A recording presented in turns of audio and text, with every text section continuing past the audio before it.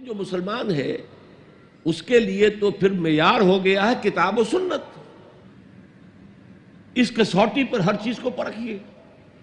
اگر اس کے خلاف کوئی بات ذہن میں آ رہی ہے تو اسے وسوسہ شیطانی سمجھیے، لاہور پڑھیے، اس کو جھٹک دیجیے، اسے زبان پر بھی نہ لائیے. اس لیے کہ جب تک وسوسے کو آپ زبان پر لا کر بیان نہیں کرتے کوئی گرفت نہیں ہے. اس لیے کہ شیطان کو یہ اختیار اللہ نے دے رکھا ہے. الذی یوسوس فی صدور الناس، وسوسہ اندازی وہ کرتا ہے، لیکن یہ کہ آپ اس کے وسوسے کو قبول کرتے یا نہیں کرتے یہ آپ کا اختیار ہے.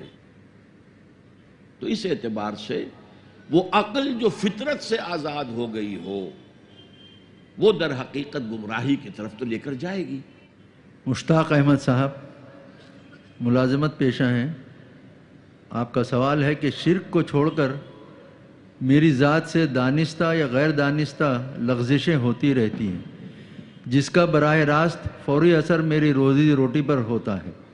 توبہ کرتا ہوں، نادم ہوتا ہوں، ضمیر بھی ملامت کرتا ہے، لیکن پھر گناہ کی کشش شجر ممنوعہ کو چھوڑے بغیر نہیں رہ سکتی. کیا انسان اس حد تک کمزور ہے؟ تدارک کیا کرنا چاہیے؟ تدارک کیا ہوگا؟ دیکھیے، تدارک تو یہ ہے کہ اپنے ایمان کو اور گہرا کیجئے، اور گہرا کیجئے، اور گہرا کیجئے. جس کا منبع اور سرچشمہ قرآن ہے. قرآن پڑھیں اور قرآن کو اول تو کوشش کریں، اگر آپ کی عمر ابھی ایسی ہے کہ آپ سیکھ سکتے ہیں تو عربی زبان سیکھیں اور قرآن کو اپنی آنکھ سے پڑھیں، ترجمے سے نہیں. ترجمہ سیکنڈ ہینڈ نالج ہے. ترجمہ جب آپ پڑھ رہے ہوتے ہیں تو مترجم کی آنکھ سے قرآن پڑھ رہے ہوتے ہیں، اپنی آنکھ سے نہیں. وہ سیکنڈ ہینڈ نالج ہے.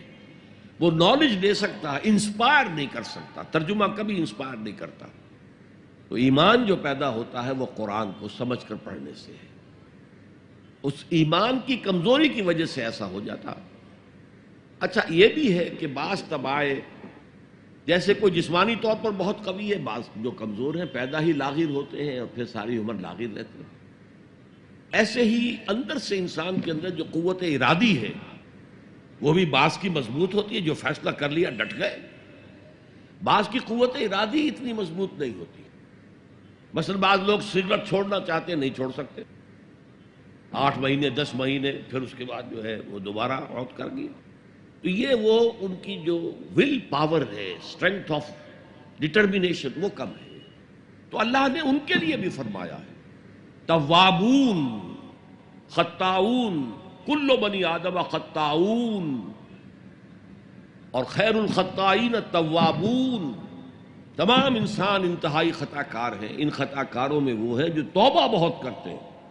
اور ایسی حدیثیں موجود ہیں کہ جس وقت آپ نے توبہ کی ایک دفعہ اس عمل کو چھوڑنا لازم ہے. اس وقت یہ ارادہ ہونا چاہیے کہ اب دوبارہ نہیں کروں گا. اس وقت دل کے اندر جو ہے پشیمانی ہونی چاہیے.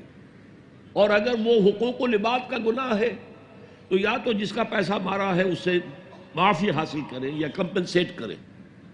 اس لیے کہ حقوق و لباد کے جو معاملات ہیں وہ اللہ معاف نہیں کرے گا. اپنے حقوق کو معاف کرنے میں وہ بہت سخی ہے. اس کے بعد آپ کچھ عرصے کے بعد پھر گناہ ہو گئے، پھر توبہ کریں. پھر گناہ ہو جائے پھر توبہ کریں. جڑے رہیں اللہ کے ساتھ. میں اس کی مثال دیا کرتا ہوں، کسی بچے کو ماں مار رہی ہے، وہ بچہ ماں ہی سے لپٹ رہا ہے. اسی طریقے سے اللہ سے لپٹے رہو اور سمجھو کہ ہاں یہ مجھ سے گناہ ہو رہا ہے، پھر دوبارہ. تو اس لیے کوئی حرج نہیں ہے. اگر آپ کی قوت ارادی کمزور ہے تو اللہ تعالیٰ جو ہے آپ کی جو بھی قوت اس نے آپ میں رکھی ہے، آپ کے جینز میں کوئی کمزوری ہے تو میں بیان کر چکا ہوں کہ جو شاکلہ انسان کا ہے قل کل یعمل علی شاکلتہ، یہ وہ جینز کے ذریعے سے بنتا ہے اور ماحول کی وجہ سے بنتا ہے. لہذا اس کے اندر اندر ہی آپ عمل کر سکتے ہیں. تو اللہ تعالیٰ جانتا ہے اور ہر ایک سے وہ اس کی وسعت کے مطابق حساب لے گا. لا یکلف اللہ نفسا الا وسعها.